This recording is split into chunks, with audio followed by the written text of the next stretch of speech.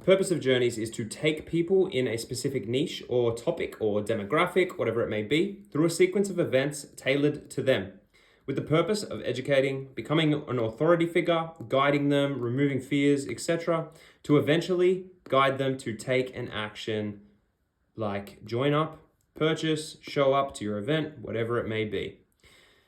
Over time, journeys allow you to speak to different people at different stages who require different things, but don't stress too much about this in the beginning. We're only going to focus on one. The differences here might be someone who's a novice and an expert have different languages, like the novice wouldn't understand the expert's words and the expert would be bored of the novice's knowledge. So you need to speak to them very differently. People have different pains, emotions, like events like basketball and tennis is very different. It's up to you to learn and understand your customers' needs and guide them through their own journey. While they're in a journey, you can give them resources, insight, offerings, whatever you have to help them along the way, you can give to them. Learn what your audience want and tailor it to them. This then automates the process of finding new customers who resonate and want to work with you so that you can better spend your time serving those who are ready and willing. The next thing you need is traffic in volume. Let's go through the journey.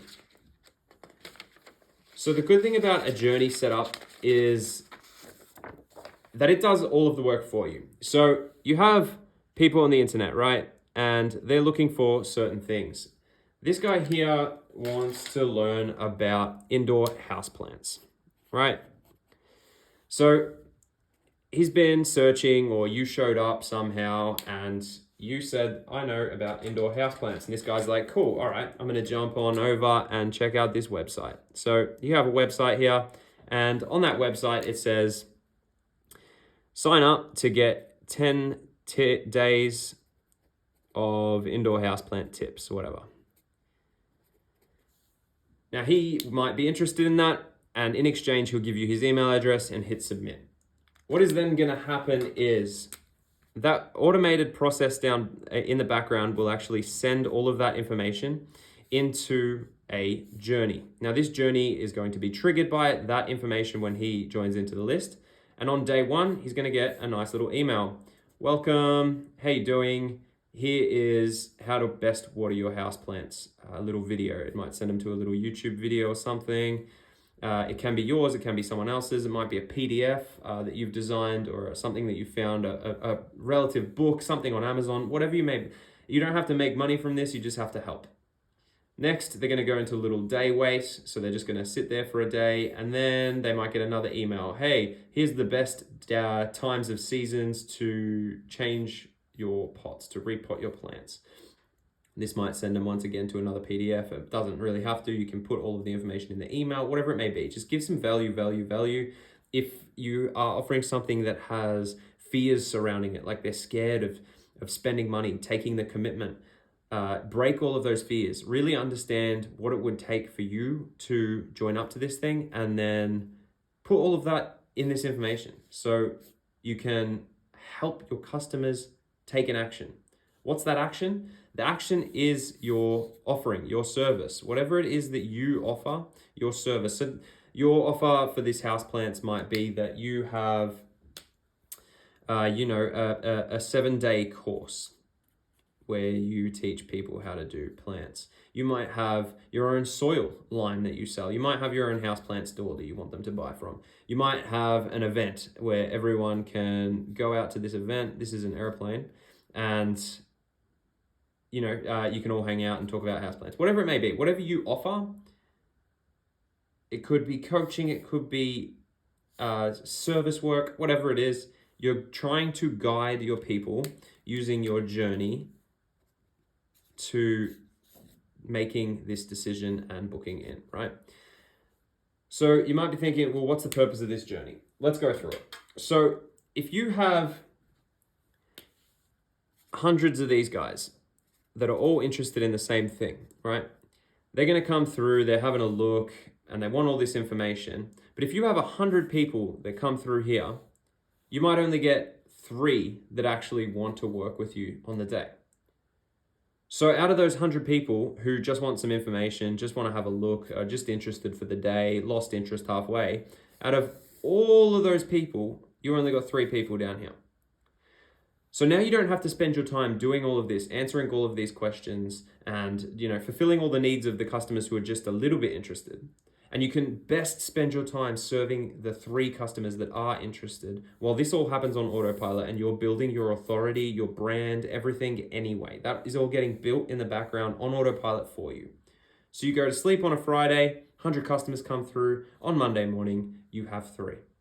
That is theory. So the next thing's traffic. The next thing we need is traffic, because if you have your beautiful website page and you're super proud of it and it feels really good, you've got your 10 tips, sign up here, and a nice photo, it's you smiling next to your houseplant and you're very happy with all of that. You feel good about your website and a couple of people have come through, so you've got your 100 people, but you're only getting 3 people down here to work with. You need more customers, right? The change here from 100 down to 3 is your problem. So what if you sent 1,000 people to your website, right, instead of 100? And then you might get 30 customers. What if you sent 10,000 people to your website? You might get 300 customers. The math here isn't accurate. It's just for example, by the way, but basically the more traffic you send to your website, the better. So how do we send traffic?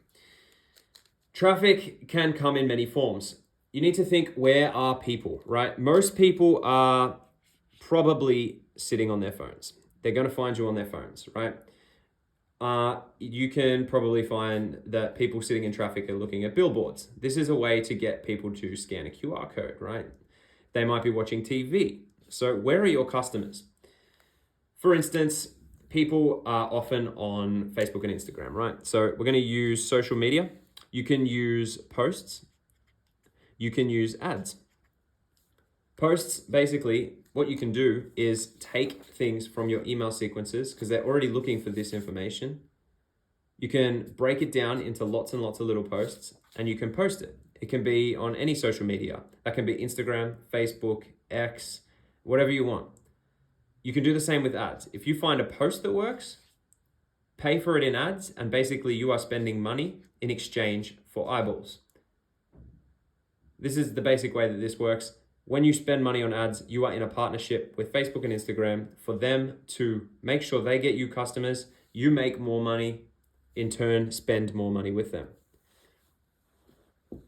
The other thing you can do is post blogs. Now, blogs are basically going to say, if someone on the internet searches, when's the best time to pot my plants, and you have a blog on it, once again, we're just taking things from over here, cutting it up and posting it, you'll show up.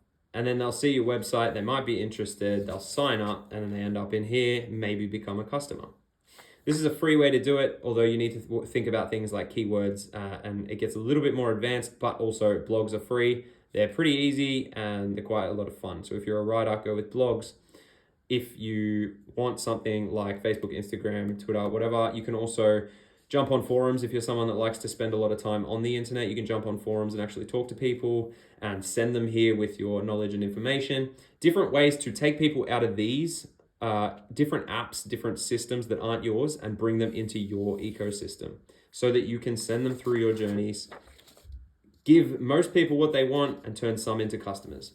That's the purpose of your journeys, to automate the process and basically weed out the people not interested, but also help them. And that's the purpose of traffic, to send a large volume, because there's such a significant drop in people who actually become customers. I hope that helps.